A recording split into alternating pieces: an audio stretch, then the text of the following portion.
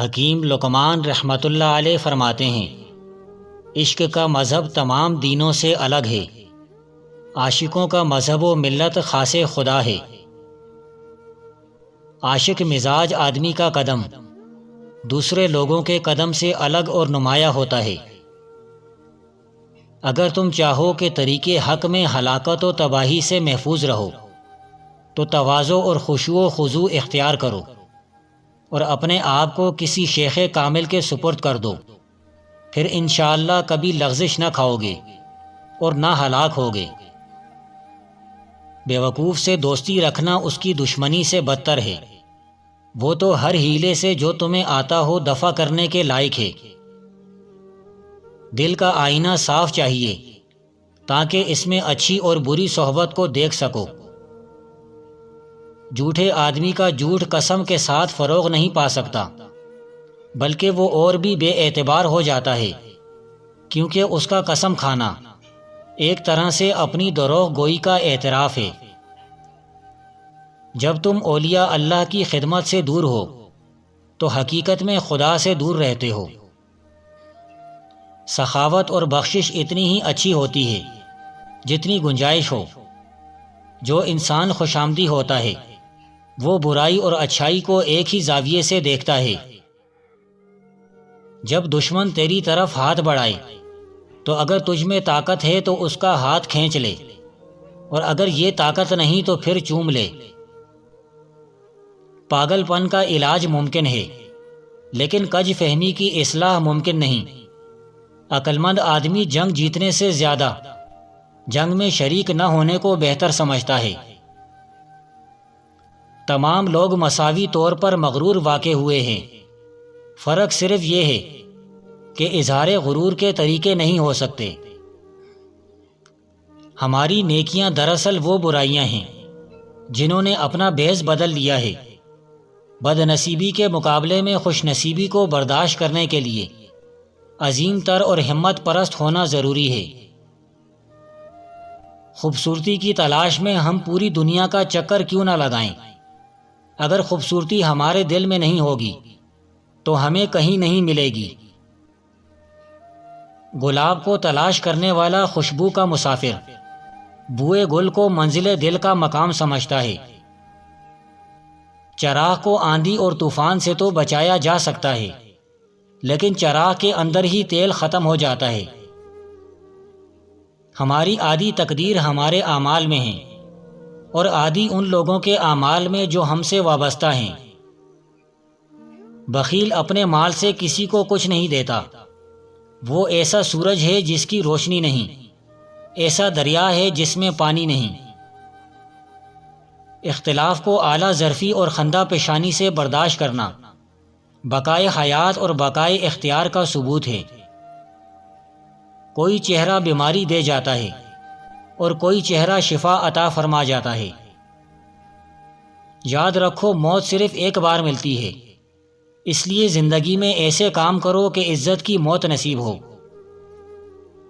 اگر زندگی کے آداب فضول ہیں تو شبنم کے قطرے بھی فضول اور بیکار ہیں، جو ہر کسی کو دلکشی اور حسن دیتے ہیں۔ ابلے ہوئے چاول کے پانی میں دودھ اور شہد ملا کر چہرے پر لیپ کریں، چہرے کی عمر کم ہو جائے گی، چہرے پر بڑھاپا نہیں آئے گا۔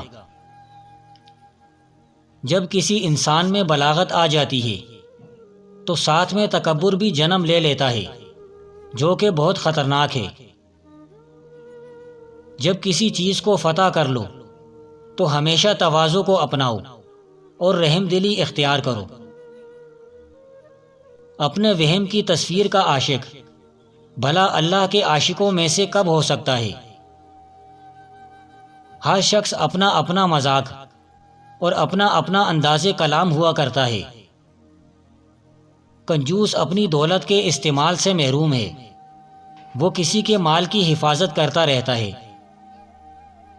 تقدیر مزاج پیدا کرتی ہے، یہ مزاج خواہش پیدا کرتا ہے، خواہش عمل پیدا کرتی ہے اور عمل ایک نتیجہ پیدا کرتا ہے، نتیجہ تقدیر ہوتا ہے۔ انسان کا رزق اس کے اپنے وجود کے حصے میں پنہا ہوتا ہے، اس صلاحیت کو دریافت کرنا ہی انسان کا فرض ہے۔ رشوت کے مال پر پلنے والی اولاد لازمی طور پر باغی ہوگی، بے ادب ہوگی اور گستاخ ہوگی۔ پہاڑوں سے نکلنے والا دریا خود سمندر کے لیے پیاسے ہوتے ہیں، اور یہ کناروں کی پیاس بجھاتے ہوئے اپنے محبوب ساگر سے واصل ہو کر اپنی پیاس بجھاتے ہیں۔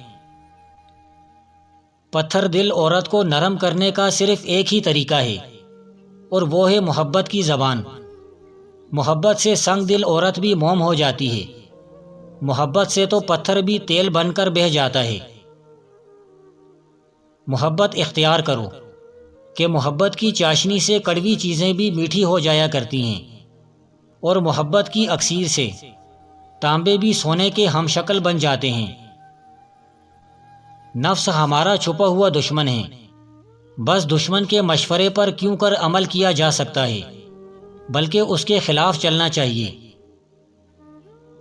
ہم کہہ سکتے ہیں کہ انسان ایک ایسا پرندہ ہے جس کے پر تو نہیں ہیں لیکن اڑنے کی صلاحیت رکھتا ہے۔ بہترین حکومت وہی ہوتی ہے جو غریبوں اور یتیموں کو پہلے حق دے، پھر امیروں اور رئیسوں کو۔ وقت کا عاقل اور رحم دل حاکم ایک ایسے سمندر کی طرح ہوتا ہے جس کا پانی میٹھا اور نہ ختم ہونے والا ہوتا ہے، جس سے لاکھوں لوگ فائدہ اٹھا سکتے ہیں۔ جو اہل علم ہوتا ہے اس کے علم کی پہچان زیادہ علم سے نہیں بلکہ ان باتوں پر ہوتی ہے کہ وہ کسی کا دل دکھانے والے مضامین سے کس قدر نفرت کرتا ہے۔ اگر دولت مند ہونا چاہتے ہو تو جس طرح اللہ نے عورت کے اوپر حیا کا پردہ رکھا ہوا ہے، اسی طرح تم خود پر، آنکھوں اور دل پر حیا کا پردہ اوڑھ لو، جلد دولت مند ہو جاؤ گے۔ اولیاء پر موت کی ہوا ایسے چلتی ہے جیسے باغ نسیم کی ہوا خوشگوار ہوا کرتی ہے۔ اگر تم اپنے نفس کے ساتھ مشورہ کرو تو جو کچھ وہ کہے اس کمینے کے خلاف کرو۔ شیطان سے دلیلوں سے نہیں جیتا جا سکتا، اور شیطان معرفت کی باتیں پھنسانے کے لیے کرتا ہے۔ تمام برائیوں کی جڑ نفس کی مکاری ہے۔ اگر نفس کی اصلاح کر لی جائے تو شیطان سے جیتا جا سکتا ہے۔